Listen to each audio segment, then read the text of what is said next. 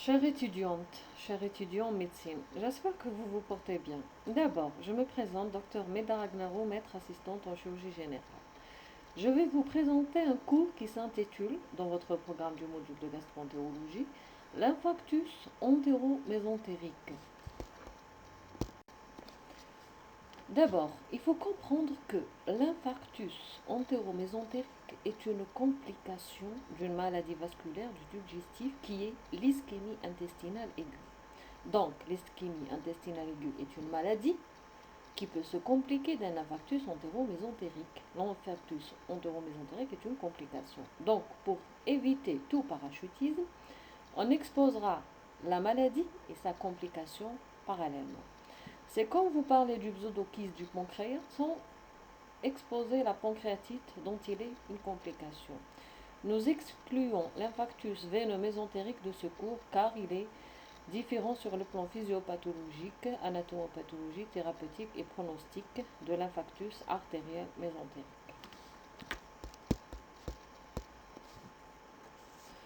Tout au long du cours, on va répondre aux questions suivantes. D'abord, c'est quoi l'ischémie? On va la définir.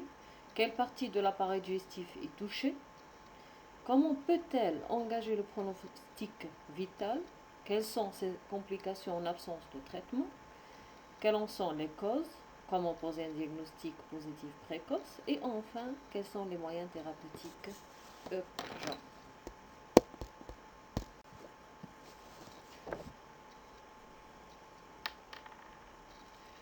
Tout d'abord, examinez les deux intitulés au titre du cours. On note 4 mots clés à définir, à savoir ischémie, infarctus intestinal ou entéro-mésentérique et aigu. Bon, pour l'ischémie. L'ischémie, donc, c'est dérivé d'un mot grec ancien, isko qui veut dire tenir et héma qui veut dire sang. Donc, tenir le sang. L'ischémie, donc, correspond à l'interruption partielle. Interruption partielle, ça signifie diminution, ou bien totale, donc abolition du débit sanguin artériel à un organe. Ce qui va induire au début des lésions tissulaires réversibles après revascularisation. En absence de revascularisation, ces lésions tissulaires qui au début étaient réversibles vont évoluer vers la nécrose de la paroi intestinale. C'est dans ce cas-là qu'on parle d'infarctus. L'infarctus, il correspond à la nécrose. Le mot aigu, comme vous le savez déjà, traduit l'urgence abdominale vitale et le début brutal d'apparition des symptômes inférieurs à 7 jours. Bien sûr, à rappeler qu'entre 7 jours et 15 jours, il s'agit plutôt d'un tableau subaigu et plus de 15 jours, c'est un tableau chronique. Les 3 termes, intestinal, entéro et mésentérique, qui sont en rapport avec le territoire vascularisé par l'artère mésentérique supérieure. En somme, l'ischémie intestinale aiguë est définie comme étant l'interruption brutale, partielle ou totale du débit sanguin artériel dans le territoire irrigué par l'artère mésentérique supérieure. C'est une urgence abdominale vitale car son évolution spontanée se fait vers l'infarctus. L'infarctus est une complication fatale ou bien mortelle. Bon, on passe maintenant, après la définition, au rappel anatomique. Comme l'ischémie intestinale aiguë est une pathologie vasculaire du tube digestif, donc on va se focaliser sur l'anatomie de l'artère mésentérique supérieure. L'artère mésentérique supérieure, née de l'aorte abdominale, présente 3 parties. L'ostium, une partie rétropancréatique et une partie mésentérique. Elle donne successivement des branches collatérales, une artère pancréatico-duodénale inférieure, plusieurs artères jejunales, plusieurs artères iléales, une artère colique droite et une artère colique moyenne, comme on le voit sur les 2 figures A et B. Elle se termine par l'artère iliocolique en regard de l'ilion. L'artère mésentérique supérieure vascularise l'intestin grêle. L'intestin grêle, ça signifie donc ça jéjunomélion. Donc intestin grêle, côlon droit et les 2 tiers du côlon transverse. L'interruption du débit artériel au niveau de l'artère mésentérique supérieure, il est souvent causé par un obstacle. Donc le siège de cet obstacle nous permet de déterminer l'étendue de l'ischémie. Si l'obstacle siège après l'origine de l'artère colique moyenne et des premières artères jejunales, ceci va provoquer une ischémie de l'ilion et du côlon droit. Donc, il faut regarder la figure B, les flèches vertes. Rarement, l'obstacle siège au niveau de l'ostium, donc donnant une ischémie de l'ensemble du grêle du côlon droit et les 2/3 du côlon transverse. Donc, il faut regarder les deux figures A et B et suivre les flèches noires. Une obstruction des branches jejunales ou iliales provoque plutôt des ischémies segmentaires jejunales ou iliales. Donc, il faut voir la figure B, les flèches mauves.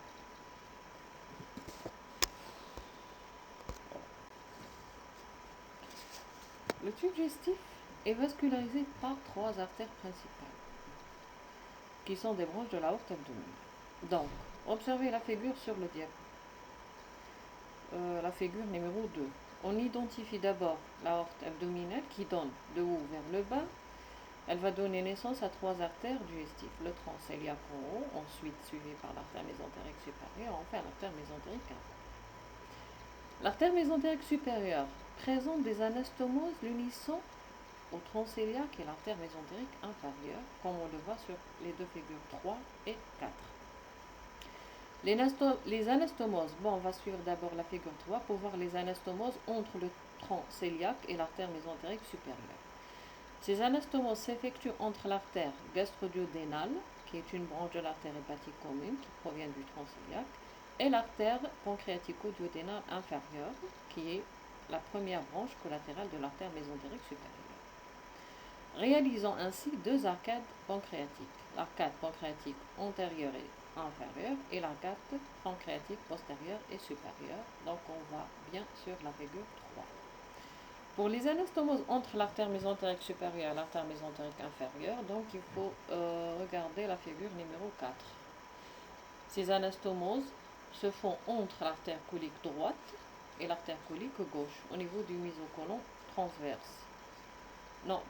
Elles se font entre l'artère colique moyenne, qui provient de l'artère mésentérique supérieure, et l'artère colique gauche, qui provient de l'artère mésentérique inférieure, au niveau du mésocolon transverse, et réalisant ce qu'on appelle l'arcade de Rioland.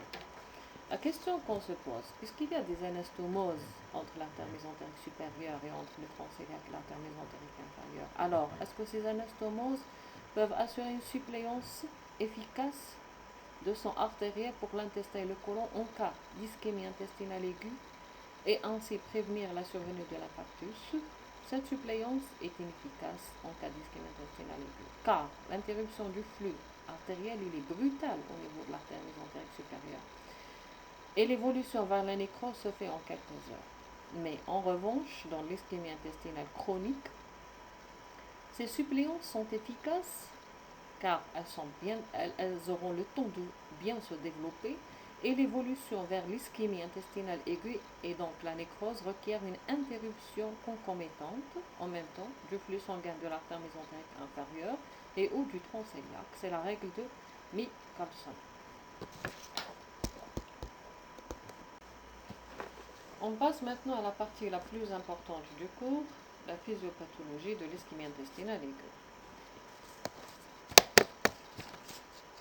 La paroi intestinale est constituée de 4 couches, la muqueuse, donc la partie noble, la sous-muqueuse, la musculeuse et la séreuse, comme vous le voyez sur le schéma en haut et à droite. L'ischémie intestinale présente une physiopathologie multi-étape.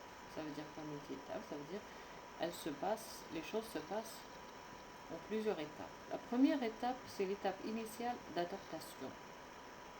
La diminution brutale du débit sanguin artériel va entraîner une baisse de l'oxygénation de la muqueuse en dessous de cette zone, ce qui va déclencher 3 phénomènes adaptatifs qui vont tenter bien sûr de maintenir une oxygénation satisfaisante pour la muqueuse le plus longtemps possible. Le premier phénomène adaptatif est une redistribution du flux sanguin artériel vers la muqueuse au détriment bien sûr de la sous-muqueuse et de la musculeuse.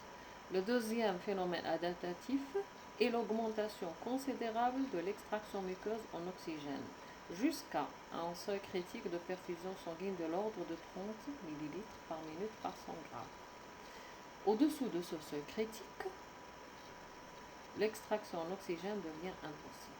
Dans ce cas, les cellules muqueuses vont atteindre le stade de l'anoxie et la déplétion énergétique. Autrement dit, elles ne peuvent plus produire de l'énergie à partir de l'oxygène sous forme d'ATP, donc par la glycolyse aérobie.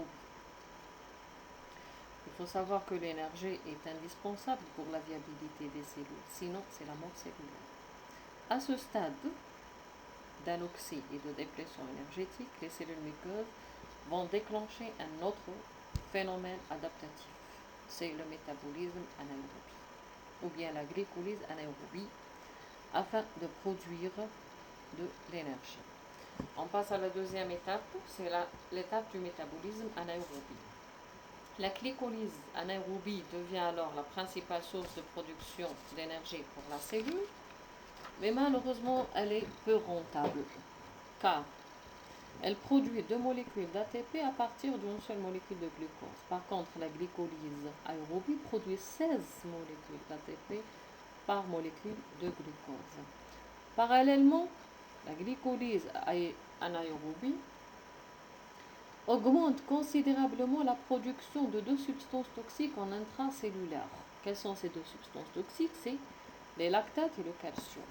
Les lactates vont entraîner une acidose intracellulaire par une surcharge en proton H+. Afin de corriger son pH, la cellule muqueuse, qu'est-ce qu'elle va faire? Donc elle va favoriser la sortie des protons en faisant entrer le sodium Na+, bien sûr à travers la pompe ionique Na+, potassium. L'entrée du sodium dans la cellule va déclencher la pompe Na+, calcium. Cette pompe, elle va faire sortir du sodium en extracellulaire et faire entrer du calcium en intracellulaire. Le calcium, il est très toxique pour la cellule. Il va induire des altérations des mitochondries. Donc, par ces mécanismes, l'acidose intracellulaire ne sera jamais corrigée et plutôt elle va s'aggraver et elle va finir par bloquer la glycolyse anaérobie, induisant ainsi une déplétion énergétique considérable et une accumulation des produits toxiques en intracellulaire.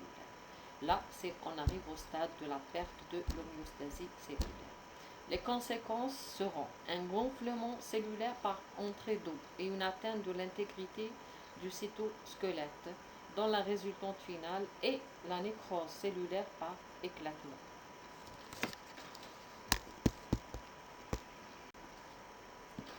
On distingue 5 stades histologiques de la nécrose de la paroi intestinale. Nous avons le stade 1, 2, 3, 4, 5. Pour le stade 1, bon, il faut regarder le schéma, la figure numéro 5.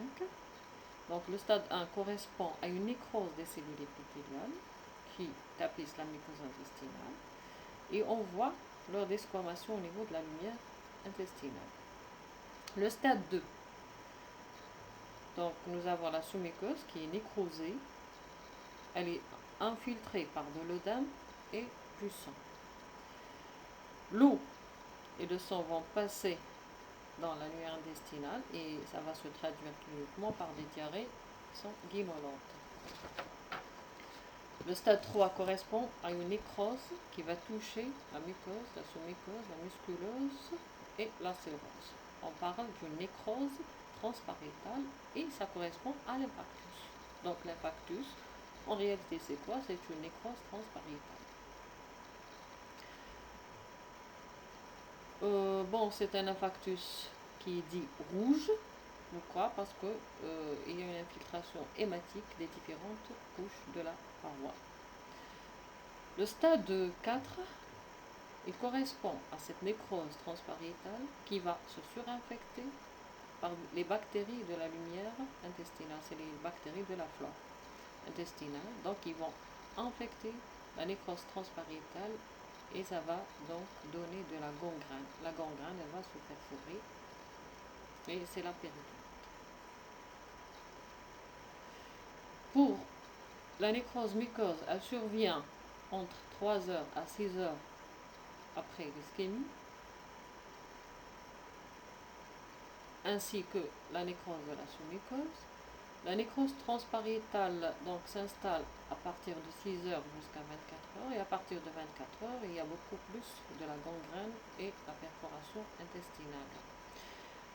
La nécrose muqueuse et de la sous-muqueuse sont souvent des lésions réversibles, ça veut dire qu'après revascularisation, donc il peut y avoir donc une régénération de la muqueuse et de la sous-muqueuse.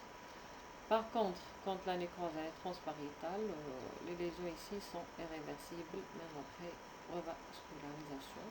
Et souvent, ça nécessite des résections chirurgicales. Donc, il faut enlever la partie de l'intestin qui est nécrosée, ce qu'on appelle les résections intestinales.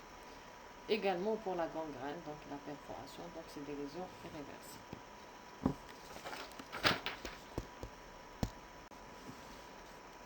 La troisième étape correspond à la réponse inflammatoire systémique et au choc septique.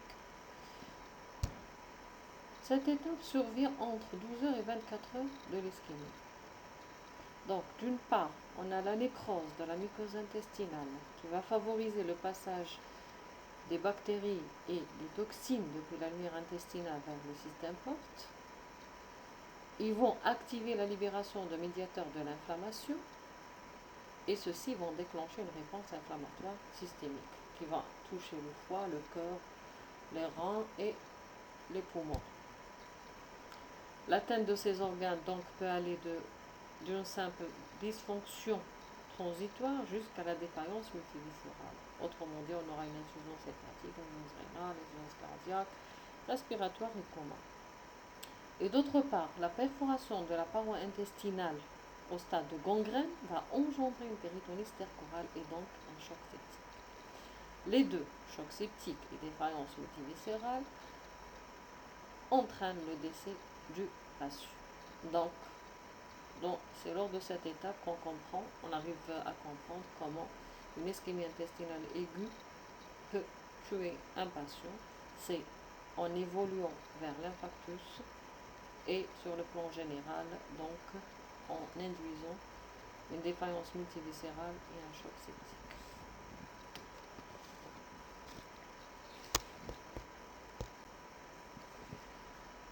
Comme complication, on vient déjà de voir que l'ischémie intestinale aiguë non traitée va évoluer spontanément donc vers de complications redoutables et graves et mortelles. C'est l'infarctus entéro-mésentérique et la péritonite aiguë généralisée par perforation de l'intestin nécrosé.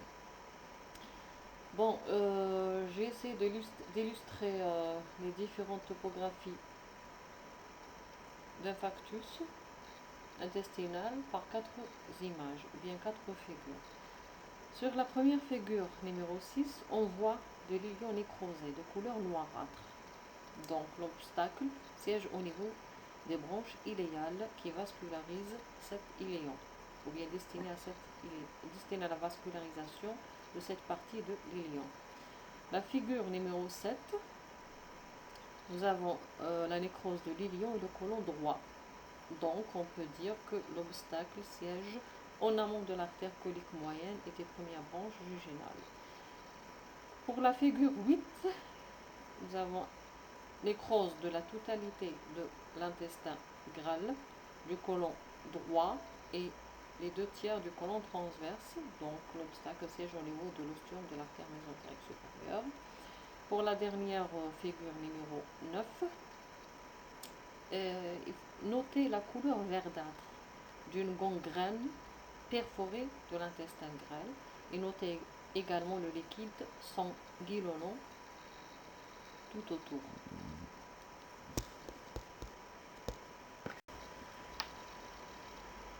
Bon, maintenant, on va voir les étiologies de l'ischémie intestinale aiguë.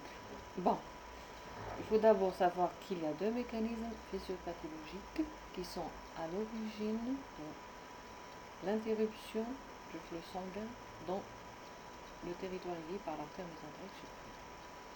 Il y a l'obstruction par une embolie, ou bien une thrombose artérielle, ou bien une dissection. Donc il s'agit là d'une ischémie mésentérique aiguë occlusive. Les ischémies intestinales aiguës sont occlusives dans 80% des cas. Le deuxième mécanisme, c'est par un bas débit artériel. par une hypoperfusion. Là, on parle d'une ischémie intestinale aiguë non occlusive. Il n'y a pas d'obstacle. Et ça survient dans 20% des cas. Il s'agit souvent d'un vasospasme ou bien une vasoconstriction dans le territoire mésentérique supérieur. Se voit donc en situation de bas débit artériel global, tel que dans les états de choc.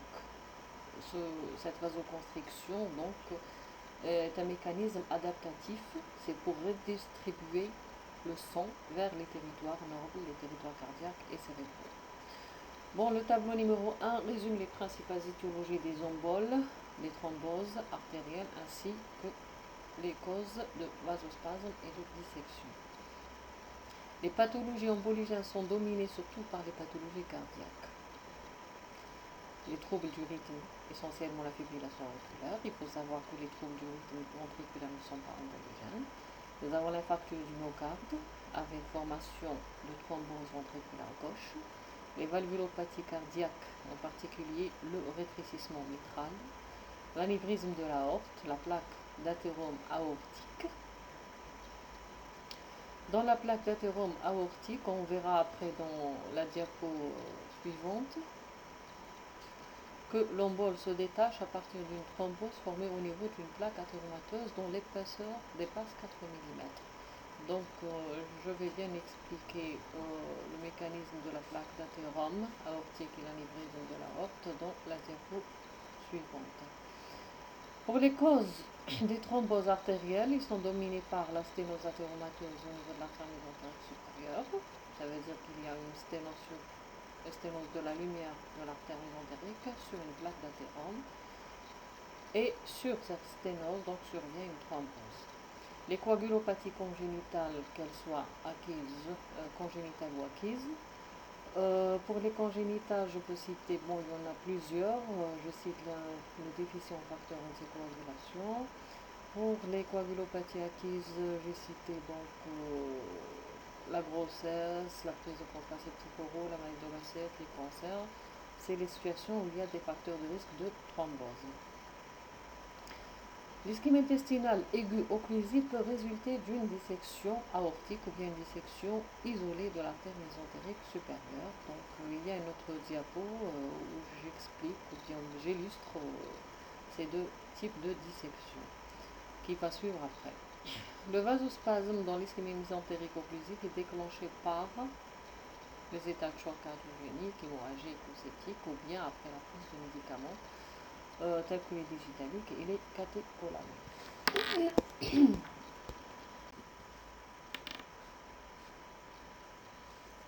L'embole et la thrombose, les deux sont de même nature. C'est des caillots sanguins. Sauf que l'embole, c'est une partie de la thrombose. L'embole se détache de la thrombose comme on le voit sur la figure numéro 10. La thrombose, elle prend naissance à l'intérieur d'un vaisseau. On regarde de l'endothélium. Elle peut augmenter de taille jusqu'à obstruer la lumière du vaisseau. Par contre, l'embole, c'est une partie du thrombose qui va se détacher, va migrer et obstruer d'autres vaisseaux à distance. Dans l'ischémie intestinale aiguë, l'embolie occlusive de l'artère mésentérique supérieure siège souvent en amont de l'artère colique moyenne. Pour la figure numéro 12, nous avons deux schémas A et B. Cette figure, c'est pour montrer comment une thrombose se forme sur une sténose athéromateuse. Bon, essayez de trouver la plaque d'athérome qui est en couleur jaunâtre sur le schéma B et également sur le schéma A. C'est quoi une plaque d'athérome? C'est une accumulation de cellules de cholestérol et de calcium qui se fait entre l'intima et la média de l'artère mésentérique supérieure. Cette plaque d'athérome, donc avec le temps, elle va s'épaissir et elle va rétrécir la lumière de l'artère mésentérique supérieure. Ce rétrécissement-là, donc c'est une sténose. On dit que c'est une sténose athéromateuse, c'est un rétrécissement de la lumière qui est dû à la présence d'une plaque d'athérome entre les couches de l'artère mésentérique supérieure. Maintenant, comment se forme la thrombose en contact de au niveau de cette sténose athéromateuse, tout simplement quand il y a une rupture de la plaque d'athérome. La rupture, donc, elle se fait quand l'épaisseur dépasse 4 mm. C'est une thrombose qui va se former donc en contact de la rupture de l'intima pour essayer de réparer cette rupture de la plaque d'athérome. Cette thrombose donc va se former dans une lumière déjà rétrécie et donc elle va obstruer la lumière de l'artère mésentérique supérieure. Généralement la plaque d'athérome donc elle se forme au niveau de l'ostium, de l'origine de l'artère mésentérique supérieure au niveau de l'aorte abdominale. Pour la figure numéro 13, donc elle illustre une embolie qui se détache d'une thrombose qui s'est formée au sein d'un anévrisme de l'aorte.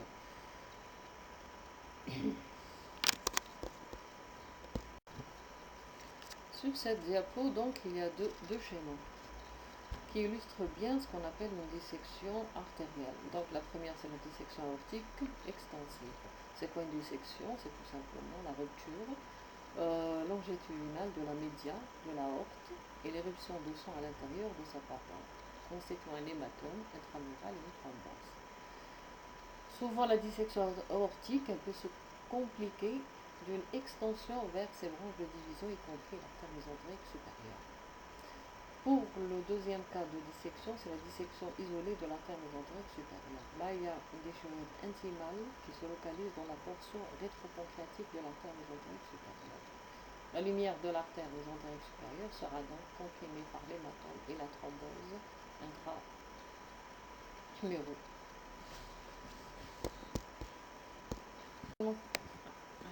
Maintenant, on va passer à la partie diagnostic positif, qui est une partie qui est très importante. L'ischémie intestinale aiguë ou bien l'ischémie mésentérique aiguë est une urgence vitale, donc un diagnostic positif précoce est nécessaire afin d'éviter l'évolution vers l'infarctus entéro-mésentérique. Pour le diagnostic positif, donc on va parler d'abord de l'ischémie mésentérique aiguë occlusive, ensuite de l'ischémie intestinale aiguë non occlusive. Dans l'ischémie mésentérique aiguë occlusive, l'évolution du tableau clinique se fait en plusieurs stades. Donc au début, avant 3 heures d'ischémie, le malade présente tout simplement une douleur abdominale aiguë intense, avec un examen physique ou bien clinique normal, avec une biologie normale. Là, il faut chercher des facteurs de risque déjà cités dans les étiologies, dans le chapitre des étiologies. À partir de 3 heures jusqu'à 6 heures d'ischémie, s'installe le syndrome d'ischémie aiguë mésentérique, qui fait de douleurs abdominales aiguës intenses, des diarrhées sanglantes, une augmentation du taux sanguin des lactates, l'hyperlactatémie. Là, le diagnostic donc d'ischémie aiguë est fort probable. Après, nous avons au stade tardif le tableau d'infarctus. C'est un tableau d'occlusion intestinale fonctionnelle, un ileus paralytique qui est fait de douleurs abdominales, de vomissements, un arrêt des matières d'état et météorisé. C'est les signes d'un syndrome occlusif mais qui est fonctionnel. Sur le plan général, donc une défaillance multiviscérale et biologiquement une hyperlactatémie, donc très élevée. Après 24 heures, s'installe un tableau de péritonite aiguë généralisée avec bien sûr une contracture abdominale et des signes de choc septique. Sans traitement, l'évolution se fera vers le décès du malade dans les 48 heures.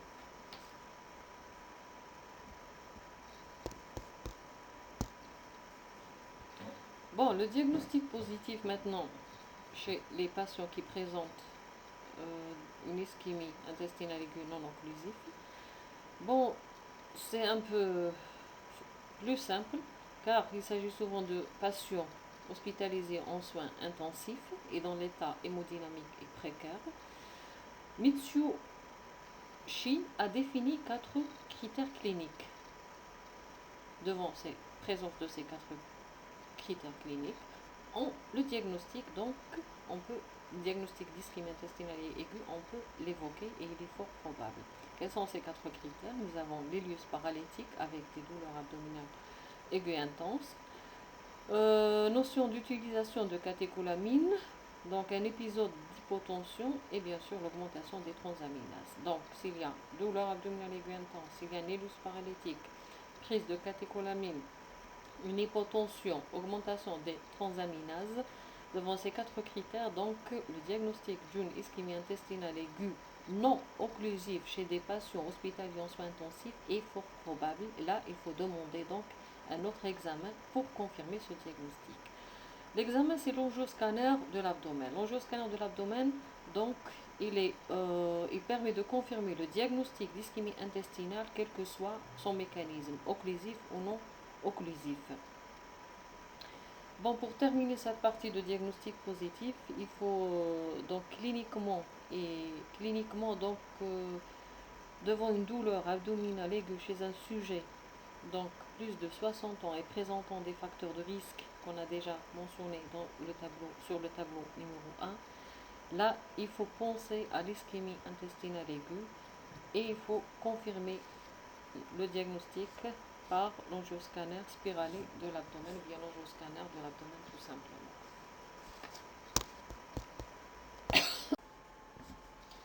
L'angioscanner de l'abdomen est l'examen de référence.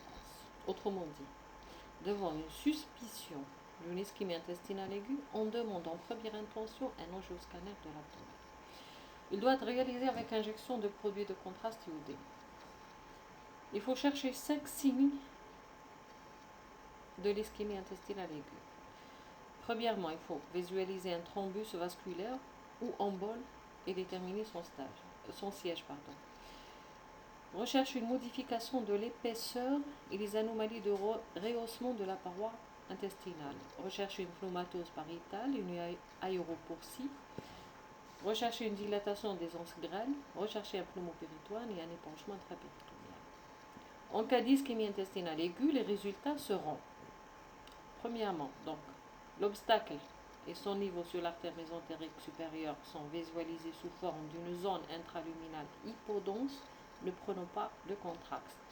Et en même temps, il y a un stop du bruit de contraste du produit de contraste en aval de la thrombose ou l'embole, comme vous le voyez sur la figure numéro 16. Ça, c'est pour l'obstacle. Maintenant, pour l'ischémie de la paroi intestinale, donc on trouve une diminution de la prise de contraste de la paroi intestinale, qui est liée à une diminution du flux artériel. Un épaississement pariétal dépassant 3 mm d'épaisseur, du fait d'un œdème associé à des remaniements hémorragiques, comme on le voit sur la figure numéro 15. Pour l'infarctus, on trouve une dilatation des anses grêles, une paroi amincie dont l'épaisseur est inférieure à 3 mm. Ceci est lié à la disparition de l'œdème et des remaniements hémorragiques. Absence de prise de contraste de la paroi intestinale. Elle n'est plus vascularisée, elle est totalement nécrosée. Et présence d'une pneumatose pariétale. La pneumatose, c'est quoi? Elle correspond à des bulles d'air qui sont piégées dans la paroi du grêle, associées à une aéroportie. Aéroportie, ça veut dire présence de gaz dans le système porte. Donc il faut voir la pneumatose et l'aéroportie sur la diapo suivante, figure numéro 17. En cas de péritonite par perforation intestinale, donc sur le scanner, donc on va voir un pneumopéritoine et un épanchement péritonéal.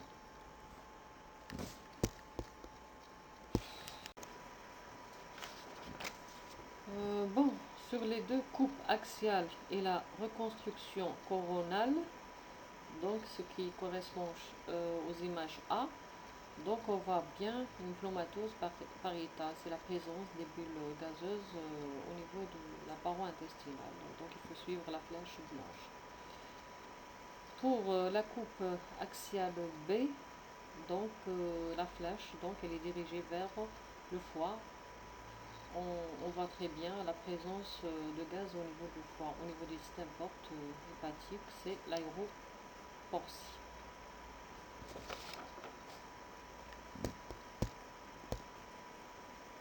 Enfin, on arrive au chapitre traitement.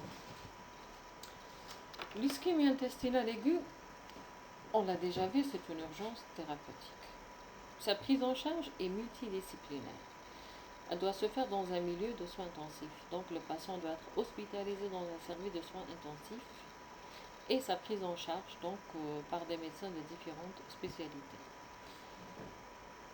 Il faut faire la différence selon le stade d'évolution de l'ischémie. En cas d'ischémie intestinale aiguë non compliquée, autrement dit en absence d'infarctus de péritonite, là on peut faire un traitement médical qui est basé, un traitement médical et interventionnel, donc basé sur une revascularisation par désobstruction vasculaire grâce à la radiologie interventionnelle lors d'une artériographie cœlio-mésentérique sélective qui est effectuée pour une ischémie intestinale non occlusive par perfusion d'un vasodilatateur ou bien effectuée pour une ischémie intestinale aiguë embolique.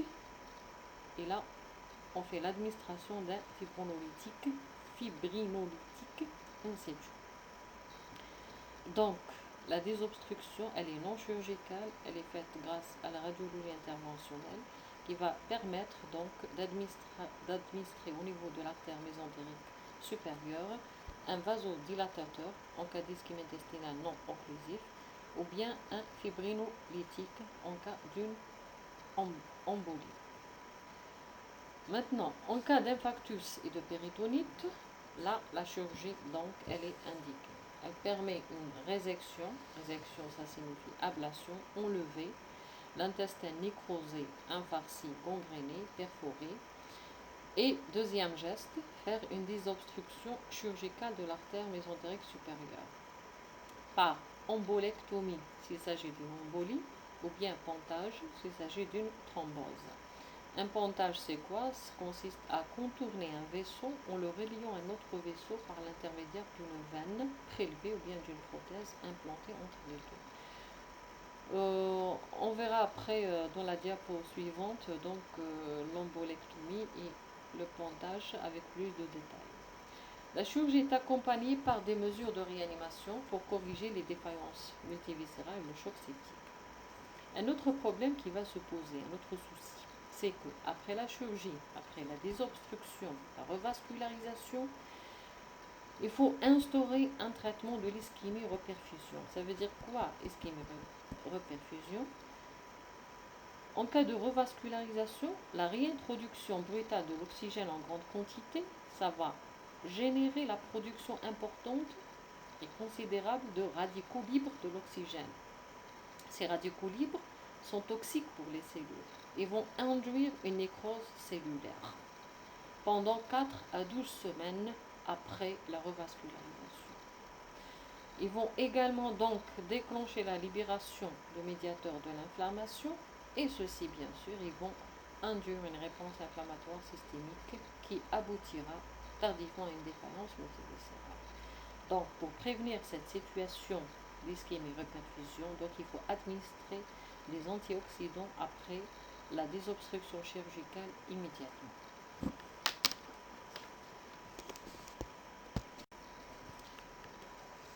La figure numéro 18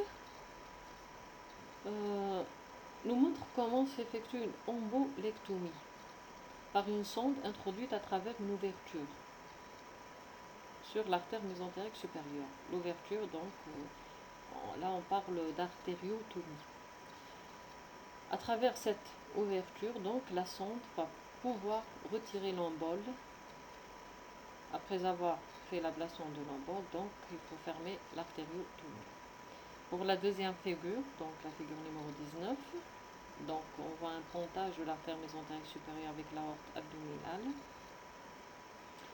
On voit une thrombose au niveau de l'ostium. Et le court-circuit, le pontage va faire un court-circuit, il va court-circuiter cette thrombose. Donc, grâce à une veine qui a été prélevée et a été bien sûr implantée sur l'artère mésentérique, donc en amont de la thrombose et l'aorte abdominale. Et de cette façon, donc, le sang il va passer directement de l'aorte abdominale vers l'artère mésentérique supérieure.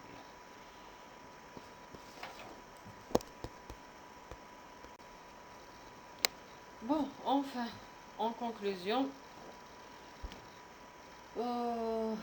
Kokinis, en 1926, donc, il disait que l'ischémie intestinale aiguë est une maladie dont le diagnostic est impossible, le pronostic est catastrophique, c'est normal, c'est la mort à 100%, et le traitement est presque toujours inutile. Mais avec l'avènement de l'angioscanner abdominal et de nouveaux moyens thérapeutiques, donc le pronostic, il est amélioré. L'ischémie mésentérique est une urgence vitale, mais elle est rare. Heureusement qu'elle est rare. Elle est marquée par une mortalité élevée chez près de 8 malades sur 10. Donc vous avez 8 malades qui décèdent sur 10. Devant toute douleur aiguë de l'abdomen, il faut évoquer systématiquement l'ischémie intestinale aiguë.